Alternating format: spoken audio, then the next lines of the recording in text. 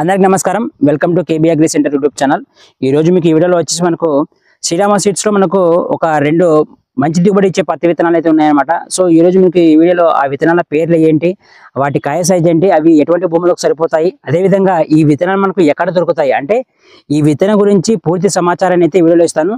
So ఈ విత్తనాల పేర్లు ఏంటి అని చెప్పబోయే ముందు మీరు ఎవరైనా సరే కొత్తగా మన ఛానల్ని చూస్తున్నట్లయితే మన KB agri centre YouTube channel subscribe చేసి నన్ను ఎంకరేజ్ చేయవలసింది అయితే కోరుతున్నాను.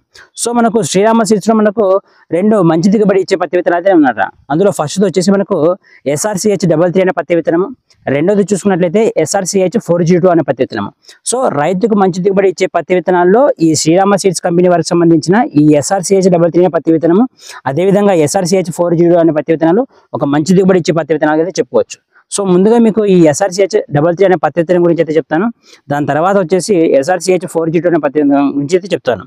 సో ముందుగా ఈ SRCH 33 అనే పత్తి విత్తనం గురించి మాట్లాడుకున్నట్లయితే ఇది ఒక రఫ్ అండ్ టఫ్ వెరైటీ అనమాట. అంటే ఈ శ్రీరామ సీడ్స్ కంపెనీ వారికి సంబంధించిన ఈ 33 అనే పత్తి విత్తనం ఒక రఫ్ అండ్ టఫ్ వెరైటీ. అంటే మనకు ఇది అన్ని రకాల భూములకు సరిపోతుంది. అంటే ఎర్ర నేలలు, అదేవిధంగా నల్లరేగడి పొలాలు, ఇసుక పొలాలు, రాళ్ల పొలాలు, సౌడు పొలాలు, అదేవిధంగా ఎర్ర నేలలు, అదేవిధంగా నల్లరేగడి మిక్స్డ్ భూములు, ఇలా మిక్స్డ్ భూములు ఉంటాయి కదా, ఇలా అన్ని రకాల భూములకు మనకు సరిపోయే విత్తనం ఈ SRCH 33 అనే పత్తి విత్తనం. సో అదేవిధంగా ఈ విత్తనాన్ని మనము వర్షాధారానికి అదేవిధంగా నీటి కింద వేసుకొని సాగు చేసుకోవచ్చు. అదేవిధంగా అన్ని రకాల రసం పీల్చే పురుగులను, అన్ని రకాల తెగులను తట్టుకొని రైతుకు మంచి దిగుబడి ఇచ్చే పత్తి విత్తనాల్లో ఈ SRCH 33 అనే పత్తి విత్తనాన్ని ఒక మంచి పత్తి విత్తనంగా అయితే చెప్పుకోవచ్చు. అదేవిధంగా దీని కాయ సైజు, అంటే ఈ SRCH 33 పత్తి విత్తనం యొక్క కాయ సైజు చూసుకున్నట్లయితే కాయ అనేది మీడియం సైజులో ఉంటుంది. అంటే మనకు కాయ అనేది మీడియం సైజులో ఉన్న పత్తి అనేది చాలా గుబ్బలుగా పలుకుతుంది, తీయడానికి చాలా సులభంగా ఉంటుంది. అదేవిధంగా మనకు పగిలిన పత్తిలో గింజల సంఖ్య అనేది కూడా ఎక్కువగా ఉంటుంది. మనం ఒక పత్తిలో చూసుకున్నట్లయితే దాదాపుగా 8కి పైగా గింజలు ఉండడం అయితే జరుగుతుంది. అదేవిధంగా ఈ 33 పత్తి విత్తనం వేసిన మొక్కలో కాయల సంఖ్య అనేది కూడా ఎక్కువగా ఉంటుంది. ఒక కొమ్మలో వచ్చేసి దాదాపుగా 10 నుంచి 12కి పైగా కాయలు ఉండడం అయితే జరుగుతుంది. దీంతో పాటు పూత కూడా ఉంటుంది అనమాట. సో ఇలా మనకు ఈ విత్తనం వేసిన మొక్కలో కాయల సంఖ్య అనేది ఎక్కువగా ఉంటుంది. అదేవిధంగా పగిలిన పత్తిలో గింజల సంఖ్య అనేది ఎక్కువగా ఉంటుంది. కాబట్టి రైతుకు ఎక్కువ దిగుబడి వచ్చే అవకాశం అయితే ఉంది. అదేవిధంగా ఇది మనకు అన్ని రకాల పొలాలకు సూట్ అవుతుంది. అదేవిధంగా వర్షాధారానికి నీటి కింద వేసుకొని సాగు చేసుకోవచ్చు. అదేవిధంగా ఇప్పుడు ఈ SRCH 33 పంటకాలం చూసుకున్నట్లయితే ఇది ఒక లాంగ్ డ్యూరేషన్ క్రాప్ అనమాట. అంటే దీని పంటకాలం చాలా ఎక్కువ అనమాట. సో మనకు నీటి సౌకర్యం తక్కువగా ఉన్న వారికి, అదేవిధంగా రెండవ పంట వద్దు అనేవారికి, కంటిన్యూషన్గా మనకు పత్తి పంటను సాగు చేసుకునే వారికి ఈ విత్తనం ఒక బెస్ట్ విత్తనం అనమాట. సో ఇది లాంగ్ డ్యూరేషన్ క్రాప్. దీని కాయ సైజు మీడియం సైజులో ఉంటుంది. అదేవిధంగా పత్తి అనేది చాలా సులభంగా పడుతుంది. అన్ని రకాల రసం పీల్చే పురుగులను, అదేవిధంగా అన్ని రకాల తెగులను తట్టుకుని రైతుకు మంచి దిగుబడి ఇచ్చే పత్తి విత్తనాల్లో ఈ SRCH 33 పత్తి విత్తనాన్ని ఒక మంచి పత్తి విత్తనంగా అయితే చెప్పుకోవచ్చు. ఇక నెక్స్ట్ విత్తనం చూసుకున్నట్లయితే మనకు SRCH 4G2.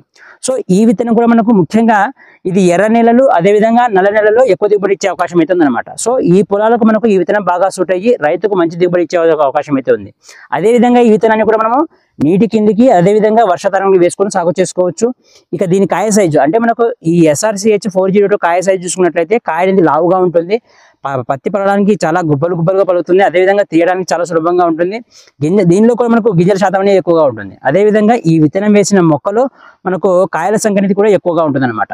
అదేవిధంగా అన్ని రకాల భూములకు సరిపోతుంది. వర్షాధారానికి, అదేవిధంగా నీటి కింద వేసుకొని సాగు చేసుకోవచ్చు. ఇక దీని పంటకాలం చూసుకున్నట్లయితే దీని పంటకాలం తక్కువ అనమాట. అంటే మనకు 140 నుంచి 150 రోజుల్లో దీని పంటకాలం పూర్తవుతుంది. కాబట్టి నీటి సౌకర్యం ఉన్న రైతులు రెండో పంట వేసుకోవడానికి కూడా అవకాశం అయితే ఉంటుంది అనమాట. అదేవిధంగా దీని పంటకాలం, అంటే ఈ SRCH 4G2 పంటకాలం తక్కువ కాబట్టి రైతుకు ఒక 2 నుంచి 3 రౌండ్ల స్ప్రేయింగ్ ఖర్చు కూడా తగ్గుతుంది. అంటే మనకు లాంగ్ డ్యూరేషన్ క్రాప్ వేసుకోవడం వల్ల మనకు స్ప్రేయింగ్స్ అనేది ఎక్కువగా ఉంటుంది. కాబట్టి దీని పంటకాలం, అంటే ఈ SRCH 4G2 పంటకాలం తక్కువ కాబట్టి మనకు 2 నుంచి 3 రౌండ్ల స్ప్రేయింగ్ ఖర్చుతో కూడా తగ్గుతుంది అనమాట. అదేవిధంగా మనకు దీని పంటకాలం, అంటే ఈ SRCH 4G2 పంటకాలం తక్కువ కాబట్టి మనకు పత్తిలో ప్రధానంగా గులాబీ రంగు పురుగు సమస్యగా ఉంటుంది. సో ఈ సమస్యను కూడా తప్పించుకునే అవకాశం అయితే ఉంటుంది అనమాట. ఎందుకంటే ఈ SRCH 4G2 పంటకాలం చాలా తక్కువ కాబట్టి ఈ గులాబీ రంగు పురుగును కూడా తప్పించుకునే అవకాశం అయితే ఉందన్నమాట. సో ఇదన్నమాట మనకు ఈ SRCH 33 అదేవిధంగా SRCH 4G2 పత్తి విత్తనాల నుంచి పూర్తి సమాచారము. సో ఈ వీడియో మీకు నచ్చినట్లయితే లైక్ చేయండి. సో మీరు లైక్ చేయడం వల్ల ఈ వీడియో అనేది ఎక్కువ రైతులకు షేర్ అయ్యే అవకాశం అవుతుంది. అదేవిధంగా పత్తి పంట వేసే రైతులకు ఖచ్చితంగా ఈ వీడియోను ఖచ్చితంగా అయితే షేర్ చేయండి. సో రైతులందరికీ ఇక్కడ చెప్పాల్సిన విషయం ఏంటంటే ఈ విత్తనాలు మీకు కావాలంటే కింద అడ్రస్ అయితే ఇస్తున్నాను. సో ఆ అడ్రస్లో ఫోన్ నెంబర్ ఉంటుంది, అదేవిధంగా షాప్ పేరు కూడా ఉంటుంది. ఖచ్చితంగా రైతు ఈ విత్తనాలు వేసుకోవాలన్నా మంచి దిగుబడి అయితే పొందవచ్చు. సో ఈ విత్తనాలు ఎవరికైనా కావాలి అంటే కింద అడ్రస్ అయితే ఇస్తున్నాను. సో వారికి మీకు కాల్ చేయడం వల్ల మనకు ఈ విత్తనాలు అయితే లభిస్తుంది అనమాట. సో ఈ విత్తనాన్ని పత్తి పంట వేసే రైతులకి అయితే షేర్ చేయండి. అదేవిధంగా మన KB Agri Center YouTube channel subscribe చేసి నన్ను ఎంకరేజ్ చేయవలసింది అయితే కోరుతున్నాను. Thank you very much.